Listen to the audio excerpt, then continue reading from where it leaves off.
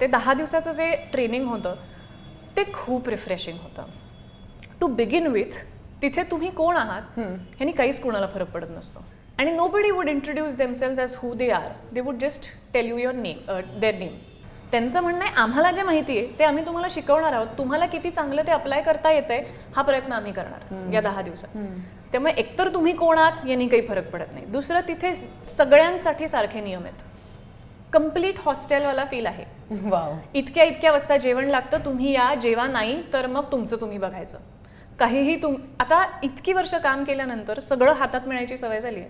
त्यामुळे माझ्यासाठी सगळ्यात पहिलं अनलर्निंग ते होतं. सो त्या वेगवेगळ्या बॅकग्राऊंड्समधून आलेल्या लोकांबरोबर सुद्धा जुळवून घेणं, त्यांचे पर्स्पेक्टिव्ह जाणून घेणं, हे सगळंच इतकं रिफ्रेशिंग होतं.